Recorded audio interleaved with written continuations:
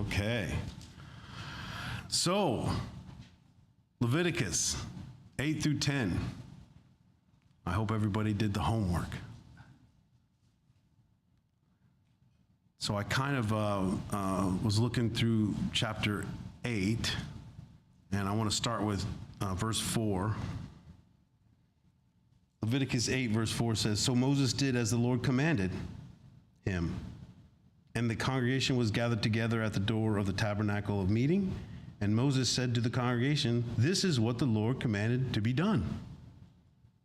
So, talking about obedience. God commanded it. Moses did it. And he even told them that he did it. Why? Because the Lord commanded it, right? So you see that same kind of wording, as the Lord has commanded Moses, in verse 9, in verse 13, 17, 21, 29, 31, and in the last three verses of this chapter on 34, 35, and 36. 34 says, "And as he has done this day, so the Lord has commanded to do, to make atonement for you. Therefore you shall stay at the door of the tabernacle meeting day and night for 7 days, and keep the charge of the Lord, so that you may not die, for so I have been commanded."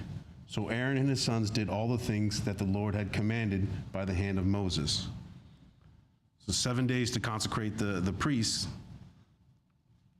and all that was commanded. So Moses and Aaron and the congregation, the people, the Israelites, were being obedient by doing what the Lord says. Of course, this continues in Leviticus 9. Verse 5, 6, and 7 all have the same kind of language, that what Moses commanded, what commandments came from the Lord. The Lord commanded Moses as the Lord commanded. Also in verses 10 and 20, as the Lord had commanded Moses, as the Lord had commanded.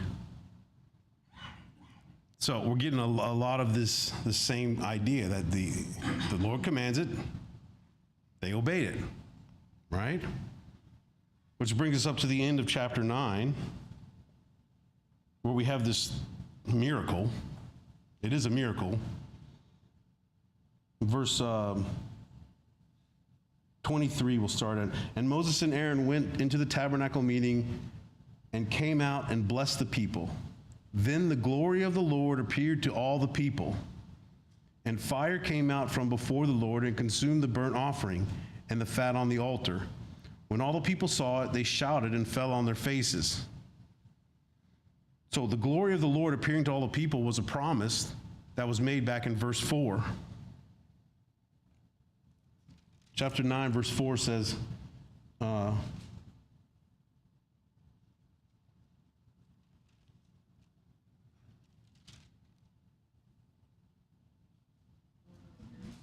"Also a bull and a ram." I'll start in verse 3. "And the children of Israel you shall say," speaking, so the Lord's telling Moses what to tell the people. And he says, "And to the children of Israel you shall speak, saying, take a kid of the goats as a sin offering, and a calf and a lamb, both of the first year, without blemish, as a burnt offering, also a bull and a ram as peace offerings, to sacrifice before the Lord, and as a grain offering mixed with oil.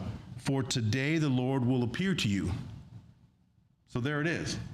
The Lord will appear to you. So it happens over there in verse 23. And how does it happen? It happens as the Lord appears to him, and also this fire consumes the burnt offering. Completely consumes it. What does that make you think of? What is that like? Anybody remember another time that happened? Elijah, Mount Carmel. Very good. And that was a trench around it, and water poured over the offering, over the wood, to fill the whole trench around there. And it consumed all that, including the water in the trench, consumed it all. Another miracle. This is Lord taking the burnt offering in a display that, look at the result from the people. in a display that they saw it, they shouted and fell on their faces. And as a matter of fact, that's the same thing that the people did with Elijah. And where I have it, it's 1 Kings 18.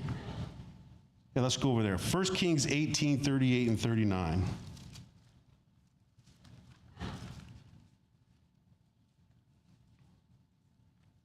First Kings 18, starting in 38. Then the fire of the Lord fell and consumed the burnt sacrifice, and the wood, and the stones, and the dust, and it licked up the water that was in the trench. Now when all the people saw it, they fell on their faces, and they said, "The Lord, he is God, the Lord, he is God." So we have the same kind of response to seeing this. Seeing the Lord take up the sacrifice, consume the sacrifice. All you can do is prostrate yourself in awe, right? And worship God, which is what the people did. And it's interesting that the Lord consumed the whole burnt offering and the fat on the altar. And then we get right into chapter 10, where we get the exact opposite of the obedience that we got in chapter 8 and chapter 9, right? This is where we get disobedience. So chapter 10, verses 1 and 2, then Nadab and Abihu, the sons of Aaron, the two oldest sons, each took his censer and put fire in it, put incense on it, and offered profane fire before the Lord, which he had not commanded them. Verse 3, so fire went out from the Lord and devoured them, and they died before the Lord. So we just saw the Lord consume the burnt offering. Then we see disobedience, somebody doing something what the Lord had not commanded, and they get consumed by his fire. Devoured. Do you guys have any different words in your translations for the profane fire before the Lord? Strange fire, I think I saw once. And unauthorized fire. Interesting. What version is that?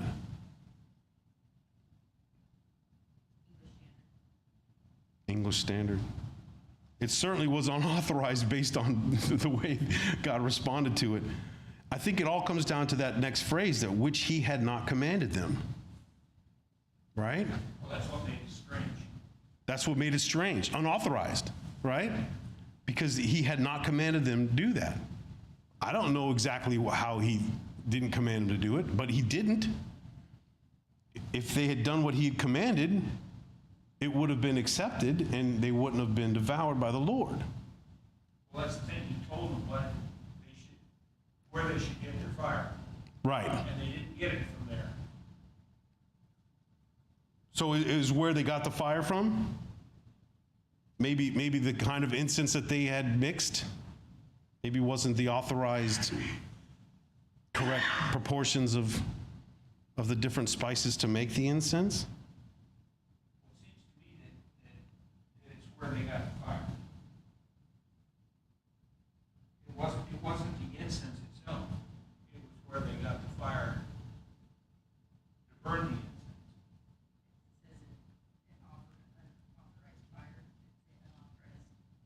the incense. Incense. What is that? What is it? Everybody agree with Rex that it was the fire? I think so. Where did he command him to get the fire? Out of the altar burn. Which probably would have been started from when he consumed the whole offering right before this, right? It was 24 hours a day. That's right. From that point on, they were supposed to keep it lit all the time.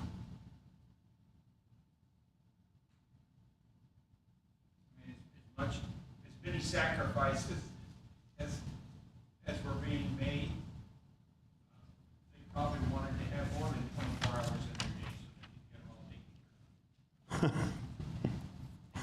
Yeah. Yeah, it was a full-time job for more than one person, wasn't it? The priestly duties were involved. It took a lot. to keep the incense burning on the inside the tabernacle, and to keep the altar burning, and to help people make their offerings of sacrifice. We're still talking Sprinkling of blood, all those things. Yeah. population of a couple of million. That's a huge population making all these sacrifices. Yep.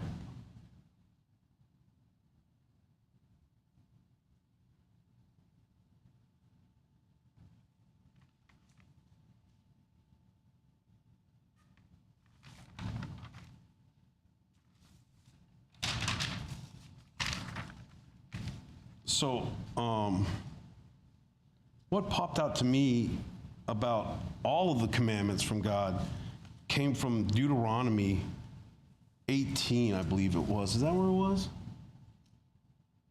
Anyway, it read that God commanded them for their own good. So a commandment comes from God, it's always for our good. He's not commanding us to do something that's going to be bad for us.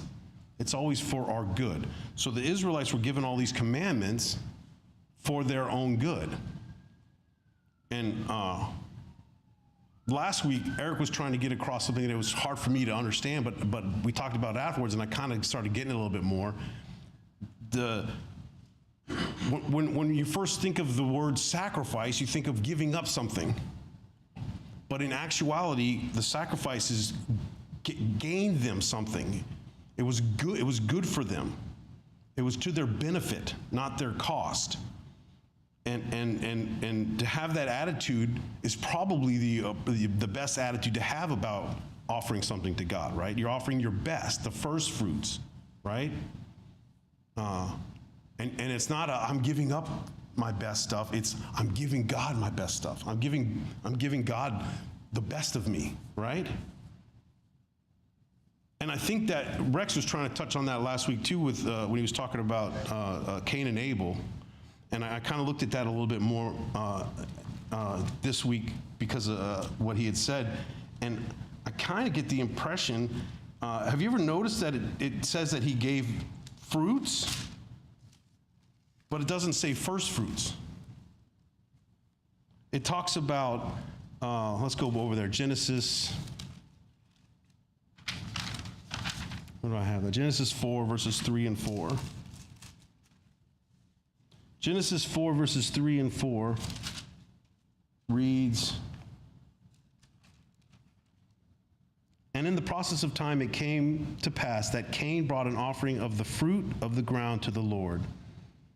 Abel also brought of the firstborn of his flock and of their fat. And the Lord respected Abel and his offering, but he did not respect Cain and his offering. And Cain was angry, and his countenance fell." I didn't notice that until I read it this week, that he offers his fruit, but he's not offering his first fruit. Every other time you talk about first fruit in the Bible, it's the best. It's the first, the best offering, right? Fruit could have been the stuff that was going bad. Could have been stuff that was, I've had enough of that kind, so, So kind of, to me, in my mind, I started thinking, well, maybe that's part of the problem with Cain's offering, where Abel gave his firstborn. He gave the best, the first, right?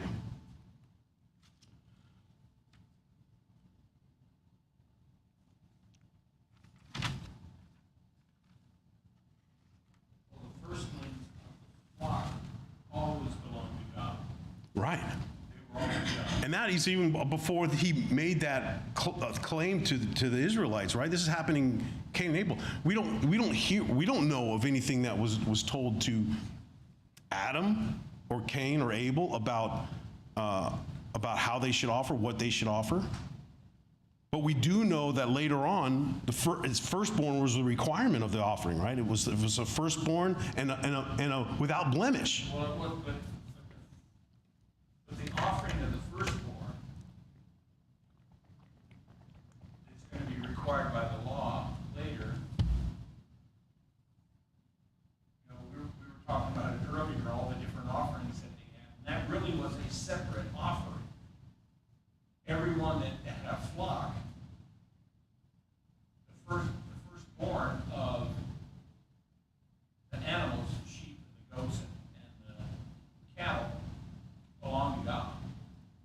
not only that, but the humans. He says they belong to me. All the firstborn belong to me. Firstborn males. Firstborn belongs to God. And the offerings, it was a requirement. At this point, by Leviticus, if you were offering an animal for sacrifice or an offering to God, any of them, they all have that firstborn requirement.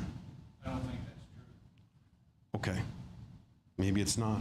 Well, I mean, if you think about it, I mean, every animal that was sacrificed couldn't have been a firstborn animal because they were sacrificing hundreds, if not thousands, of animals on a regular basis. But the firstborn was a specific sacrifice that had to be made. The one that opened the womb Right. was an extra special one. And it talks about here, each of the animals has to be a year old. Mm-hmm.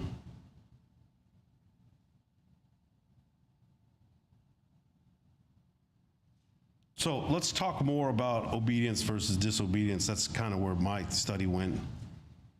The first person that came to my mind was Jonah.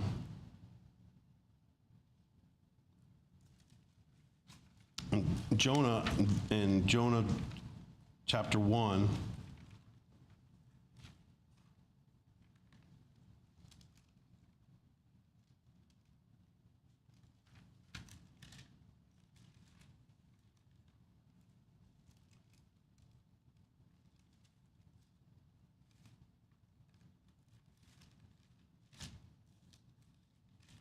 why are you hiding? Jonah chapter 1, verse 3, it reads, "But Jonah rose to flee to Tarshish from the presence of the Lord. He went down to Joppa and found a ship going to Tarshish. So he paid the fare and went down into it to go with them to Tarshish from the presence of the Lord." So in verse 1, it says, "Now the word of the Lord came to Jonah, the son of Amittai, saying, Arise, go to Nineveh, that great city, and cry out against it, for their wickedness has come up before me." So that was the command from God to Jonah, to go to Nineveh. Did God say, don't go to Tarshish? Or don't go to Joppa? No. But the command was to go to Nineveh. So by him going those other places, he's fleeing, it says, fleeing the presence of the Lord, right? He's trying to. He's trying to be disobedient to God, right? And what comes of it when he disobeys God in that sense? He doesn't go to Nineveh. He tries to avoid going to Nineveh. What happens to him? We know. Read a little bit further down in verse 7 and verse 10. He's on the ship now with these sailors and this captain, and they said to one another, "Come, let us cast lots that we may know for whose cause this trouble has come upon us." So they cast lots, and the lot fell on Jonah. So they knew that Jonah was the cause of their trouble. Keep reading. "Then they said to him, Please tell us, for whose cause is this trouble upon us? What is your occupation, and where do you come from? What is your country, and of what people are you?" So he said to them, "I am a Hebrew, and I fear the Lord, the God of heaven, who made the sea and the dry land."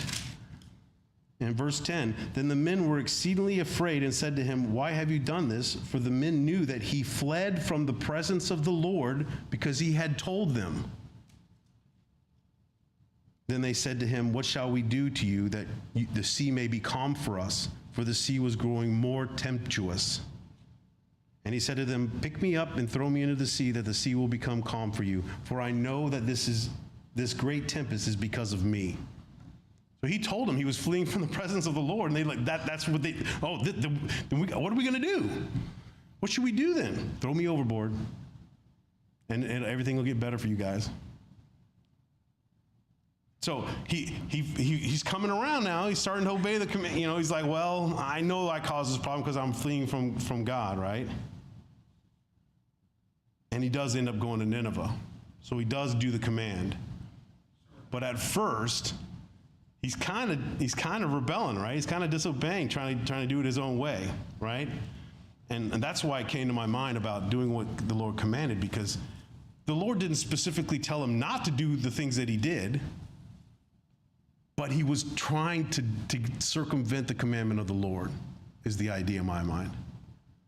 He was trying not to do what he was commanded to do any way he could, or at least delay it. I mean, at least he had that in mind, like, I'm not going directly there, right? Well, he wasn't planning on going there at all. I don't think so at all either.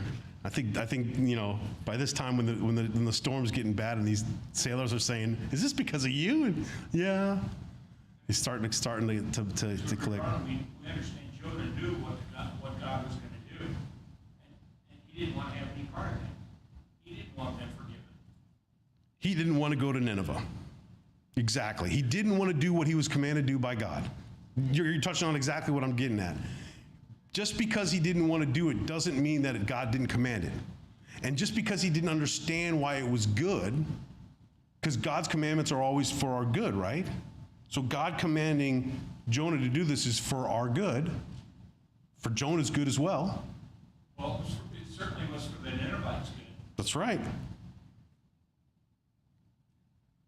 And I might not understand why it's good for me, or good for us, or good for anybody, but it's the commandment of the Lord. So it needs to be done. It needs to be obeyed, right? Even if I don't understand why. That's the idea. So that brought me to this thought that I had of Moses. So Moses was a pretty obedient guy, right? But the one time he didn't obey, it cost him going into the promised land. And what I really found out from this study was I always thought they were the same event, but I think they were two different events. Exodus 17, 1 through 7 was the first time. It was right when they got out of Egypt. So it's early in the Exodus and early in the travels, probably the first or second year. So Exodus 17, verses 1 through 7. It reads, Then all the congregation of the children of Israel set out on their journey from the wilderness of Sin according to the commandment of the Lord and camped in Rephidim, but there was no water for the people to drink. Therefore the people contended with Moses and said, Give us water that we may drink. So Moses said to them, Why do you contend with me? Why do you tempt the Lord? And the people thirsted there for water, and the people complained against Moses and said, Why is it you have brought us up out of Egypt to kill us and our children and our livestock with thirst? So Moses cried out to the Lord, saying, What shall I do with this people? They are almost ready to stone me. And the Lord said to Moses, Go on before the people and take with you some of the elders of Israel. Also take in your hand your rod with which you struck the river, and go. Behold, I will stand before you there on the rock in Horeb, and you shall strike the rock, and water will come out of it, that the people may drink. And Moses did so in the sight of the elders of Israel. Okay, so we named the place Massah and Meribah because of the contention of the children of Israel, and because they tempted the Lord, saying, Is the Lord among us or not? So this time, Moses was obedient about what God commanded him to do, to bring water out of a rock, basically, right? For the people, so they won't thirst.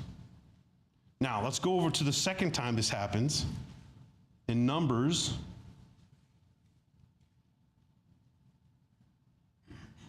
chapter 20. Numbers chapter 20, verses 1 through 13. I believe this is 40 years later. I think this is near the end of their time wandering. And the reason I thought that was because I kind of looked forward in Numbers 33. In Numbers 33, the whole chapter, it kind of summarizes it reviews the time when they were in the wilderness, the 40 years they were in the wilderness, and you see both of these points in this reading. And the second point is near the end of the chapter. And it's totally separate from the first one where they were near Rephidim. Okay? So this is starting in verse 1. Then all the congregation of the children of Israel set out on their journey from the wilderness of Sin according to the commandment of the Lord and camped in Rephidim. but there was no water for the people to drink. Therefore the people contended with Moses and said, "Give us water that we may drink." So Moses said to them, "Why do you contend with me? Why do you tempt the Lord?" Oh, I'm on the wrong one.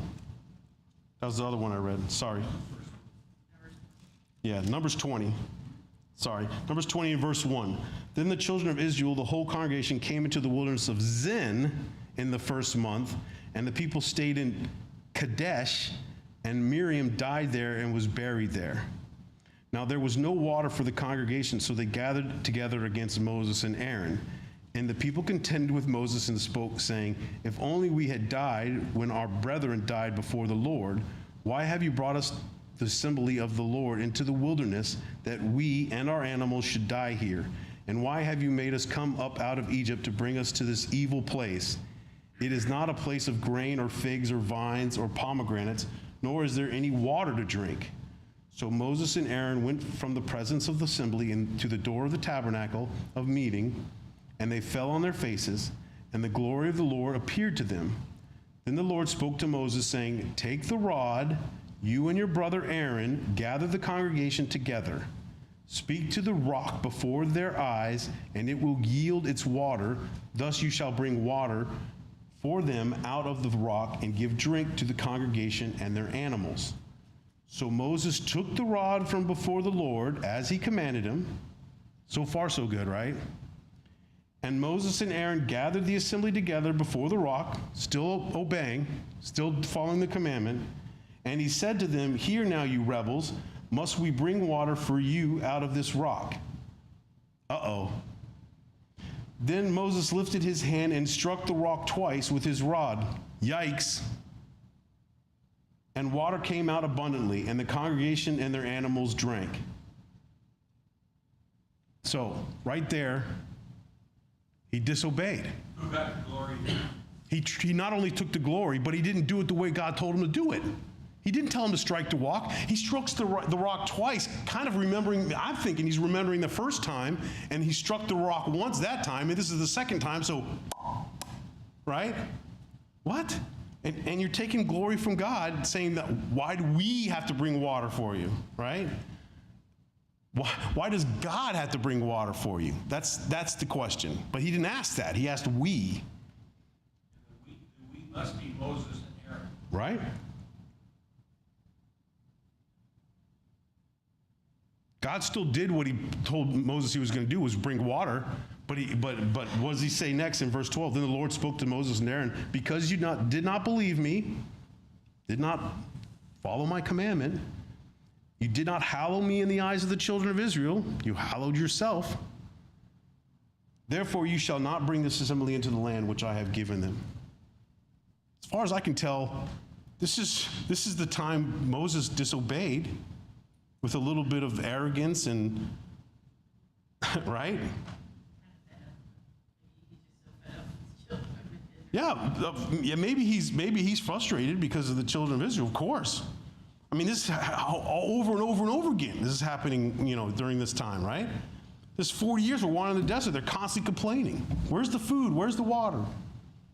Why'd you bring us out of Egypt? We were comfortable there. You were? You were slaves. You had just been told that you need to make more bricks with less. You have to go get your own straw, right, to make your bricks. And it was better off back there? Okay. So the contention, the complaints keep coming and coming from the Israelites. So yeah, I understand his frustration, but he disobeyed God's command here. And he gets a serious consequence for that, right? He's not allowed to go in. He gets to watch them go in, but he has to stay behind. Right? That's pretty big, I think. And it's basically because he disobeyed. It's big enough that he didn't get his reward, which was to go into the promised land. He didn't get the earthly reward. I think he still got his rest. I still think he still got to the land of rest, but just not the earthly one. But this is a moment of disobedience from Moses, and I think of him as a pretty obedient, humble guy. And this is a moment of pride and disobedience, right? Pretty telling.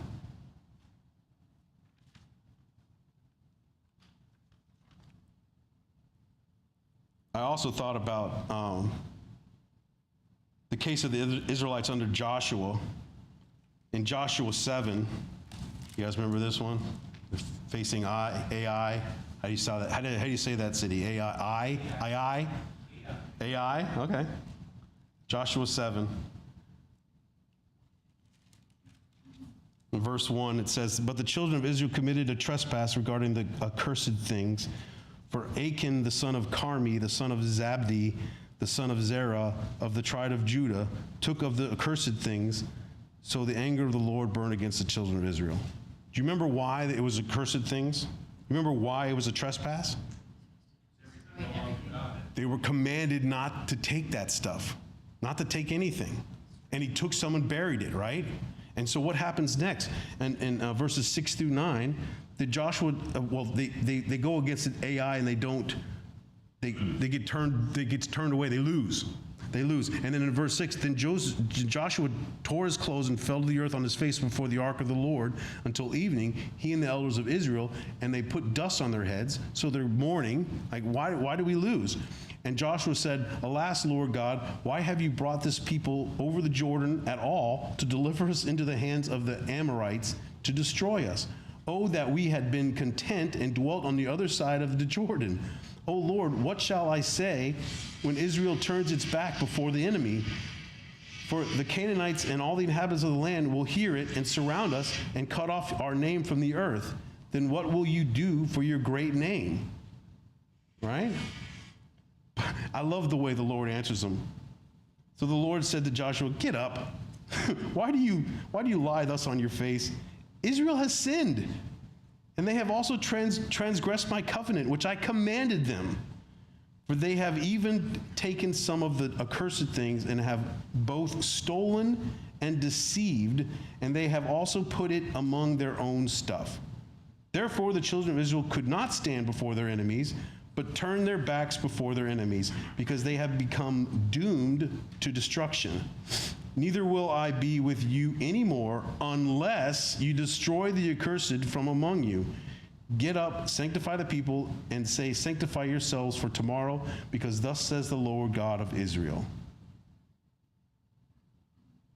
There is an accursed thing in your midst, O Israel. You cannot stand before your enemies until you take away the accursed thing from among you.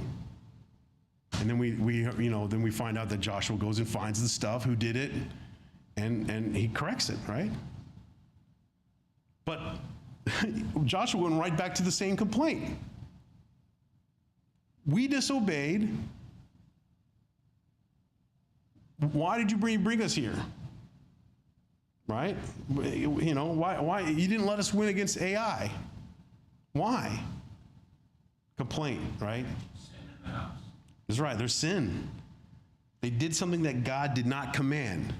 He commanded them not to do it, and they did it, right? This is disobedience, right? And it has to be corrected. There has to be consequences for the disobedience, just like with Moses. He had consequences for his disobedience. Jonah had consequences for his disobedience. He had to spend 3 days in the belly of a big fish, man. That doesn't sound fun to me. Let's talk about stench. I'm sure that would stink in there, right? I don't know. Just doesn't sound fun. Be tossed in the water. Maybe you're going to drown. Swallowed up by a big fish. Spit out. Disobedience.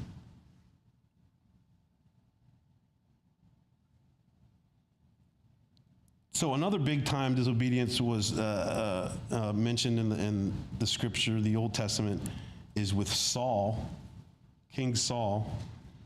In 1 Samuel 15,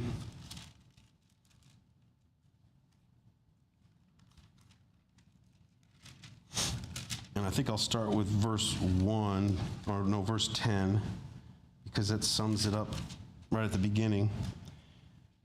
Verse 10, 1 Samuel 15:10. Now the word of the Lord came to Samuel, saying, I greatly regret that I have set up Saul as king, for he has turned back from following me and has not performed my commandments. And then over in verse 17, starting in 17 through 23, I'll read that whole section. So Samuel said, when you were little in your own eyes, were you not head of the tribes of Israel, and did not the Lord anoint you king over Israel? Now the Lord sent you on a mission and said, go and utterly destroy the sinners, the Amalekites, and fight against them until they are consumed. Why then did you not obey the voice of the Lord? Why did you swoop down on the spoil and do evil in the sight of the Lord? And Saul said to Samuel, but I have obeyed the voice of the Lord and gone on the mission on which the Lord sent me and brought back Agag, king of Amalek. I have utterly destroyed the Amalekites.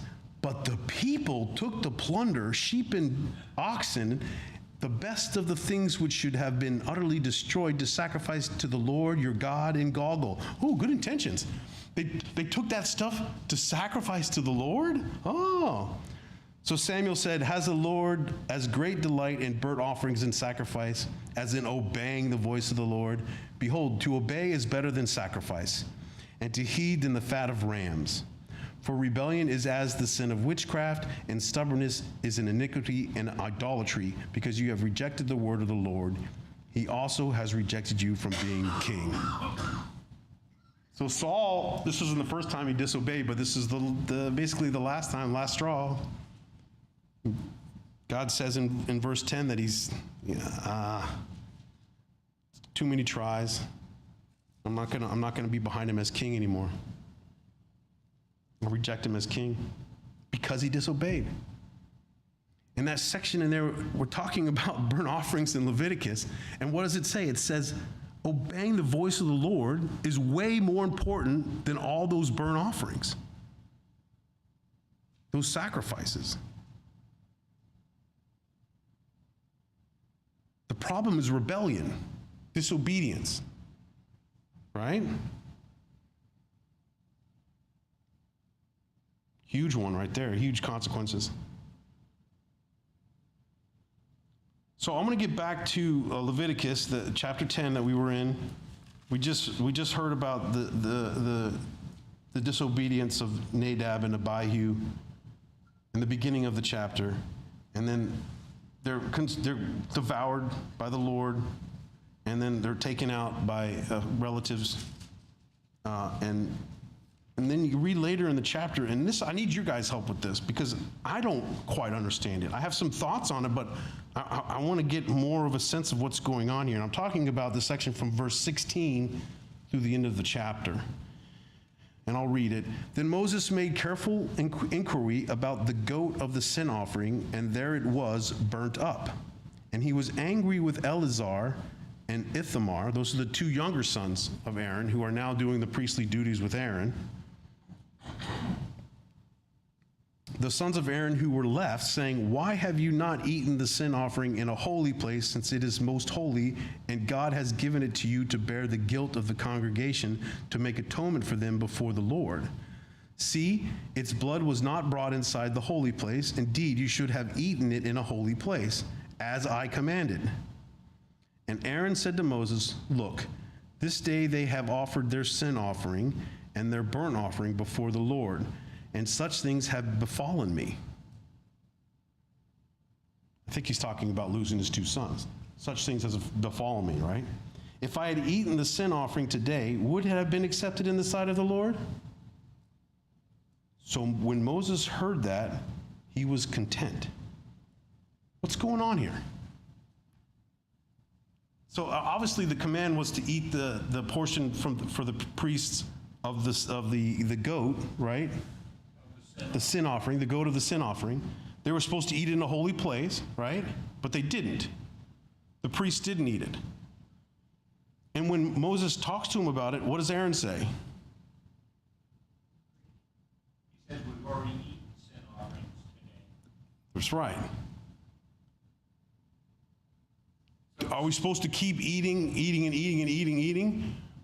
for all these until we can't eat anymore? Well, I think this latter sin offering is the sin offering for the people, not the sin offering For the priests. Which they ate. That's the interpretation I've always heard. Okay, excellent. That was one of my thoughts, that it's They already ate the sin offering that was presented for them, for the priests.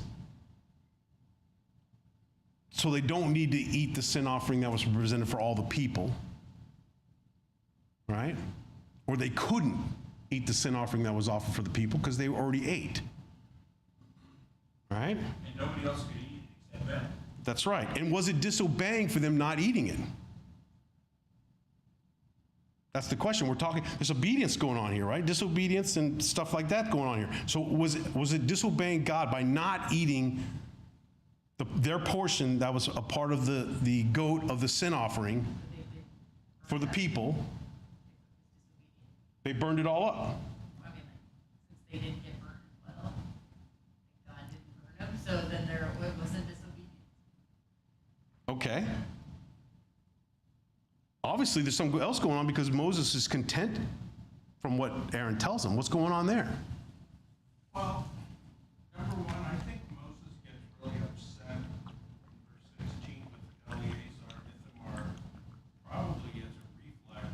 He just lost Nadab and Abihu because they were disobedient. Now he sees more disobedience. I think he might be kind of... He doesn't want to lose more nephews. He doesn't want to lose his other two. Right. So I think that maybe is why he gets upset, but I thought, when I read this, I had to look at all of you, but I thought of 1 Corinthians 11:27, where it says, "Therefore, whoever eats this bread or drinks this cup of the Lord in an unworthy manner will be guilty of the body and blood of the Lord." Aaron is supposed to eat that, but he just went through trauma. He just lost. I mean, how many times do you lose your appetite when something traumatic? You lose a loved one and you're horny and you can't eat. So he was supposed to do it, but he says, look, this day they offered their sin offering, and such things had befallen me. If I had eaten the offering today, would it have been acceptable? In other words, his heart wouldn't have been in it. He wouldn't have been doing it with the right attitude. He was a mess. And so he just didn't eat it because he couldn't. And then when he said that, Moses said, oh, okay, I'm content with that answer. That's my. I like that. It seems to me that Aaron goes to Moses for an interpretation of the law. Right here? Yes, For this part? yes, for the eating of the portion that is theirs of the sin offering. And nobody was killed by the Lord, so it must have been acceptable. Mm-hmm. We understand how or why? No. But I don't think we're going to get any more information than we already have. I like that. We have to assume that they were obedient because, like people have said, there was no repercussion like any other time somebody's disobedient. Right? How that's obedient? I don't know. Maybe it's kind of like what Randy was saying. Maybe that portion was given to the priests, and once it's given to them, they can eat as much or as little as they want of it. What was Christ's answer? Have you not read about David and his followers who ate The showbread. the showbread? Mm-hmm. And nobody's authorized to eat that except the priest. It wasn't a sin. That's right.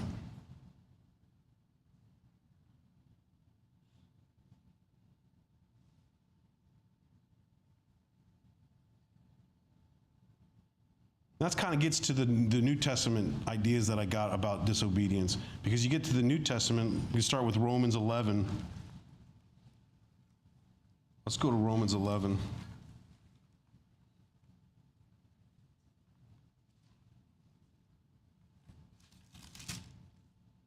Verse 30 to 31.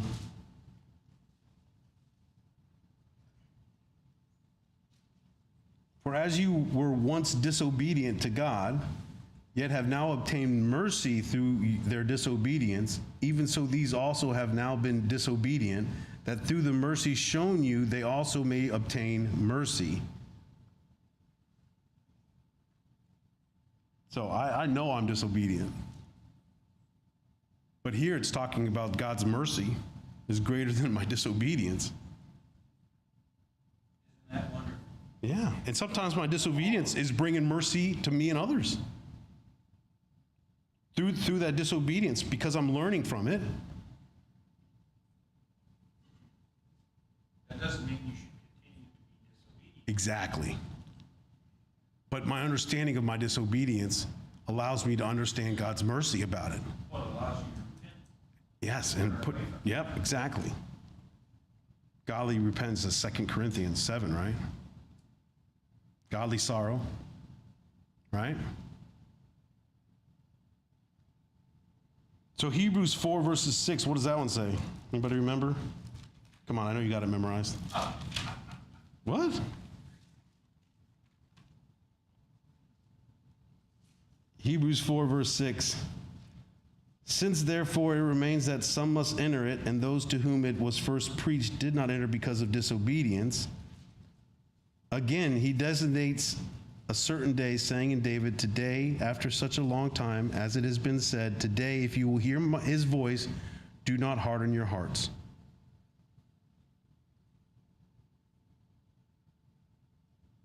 So we get this idea in Hebrews about the fact that the Israelites, in this time that we're talking about back in Leviticus, there's a lot of disobedience, and some of them were not allowed to enter. The first generation out of Exodus, out of Egypt, wasn't allowed to enter the promised land, the rest, as it was, right?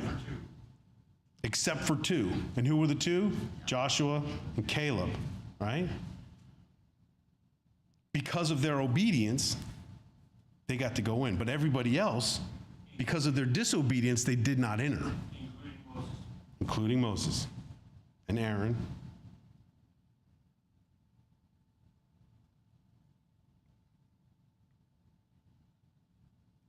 So this makes me think back to Luke 1, verses 17, where we get a little glimpse into why John was brought as Elijah to make straight the path of Jesus. And this little phrase popped out of me, Luke 1:17. It says, he will also go before him, that's John going before Jesus, in the spirit and power of Elijah, there it is, to turn the hearts of the fathers to the children and the disobedient to the wisdom of the just, to make ready a people prepared for the Lord. So one of John's jobs was to turn the disobedient to the wisdom of the just. Do you ever feel like you were disobedient, maybe got turned to the wisdom of the just somewhere along the line, following your master and savior Jesus? I know I have. We've all been. Right. Which, that's the whole idea, right? The obedience points to the perfect example of obedience, which is Jesus, right? So in John 15,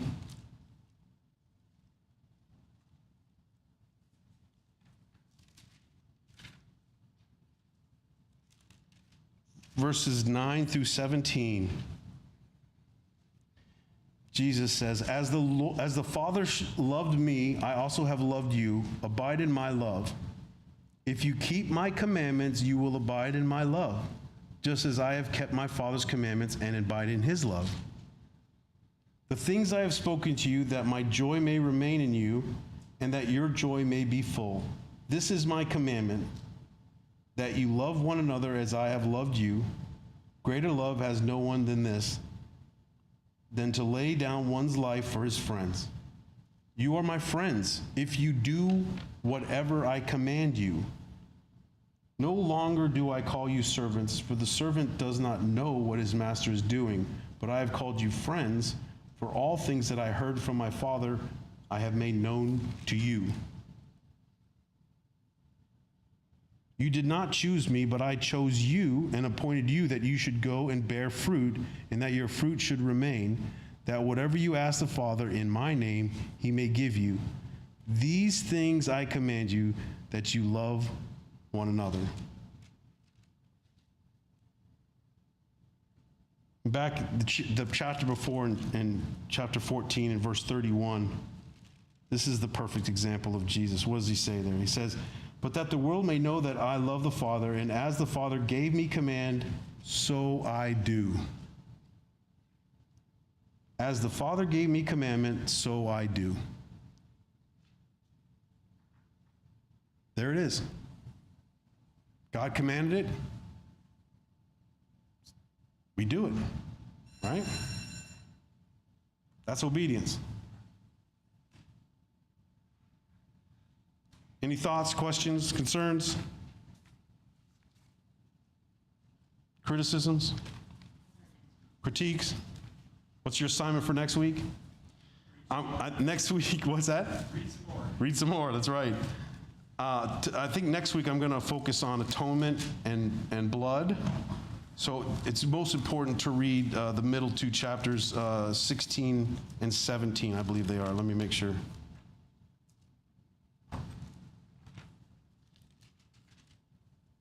Yes, 16 and 17. Read 11 through 17. How about that? But pay particular attention to 16 and 17 because that's going to be my primary focus next week.